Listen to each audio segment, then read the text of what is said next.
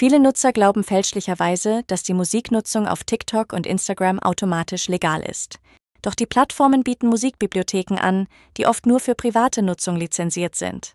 Gewerbliche Nutzung erfordert separate Lizenzen, die viele nicht beachten.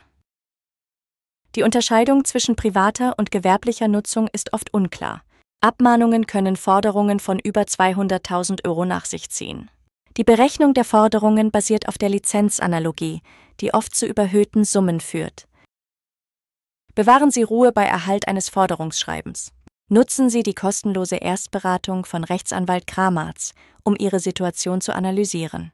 Lassen Sie sich anwaltlich vertreten, falls nötig. Kontaktieren Sie uns für eine kostenlose Erstberatung. Lassen Sie sich nicht von überzogenen Forderungen einschüchtern. Nutzen Sie die Expertise von Rechtsanwalt Kramarz, um Ihre Rechte zu wahren. Rufen Sie an oder schreiben Sie eine E-Mail, wir melden uns bei Ihnen.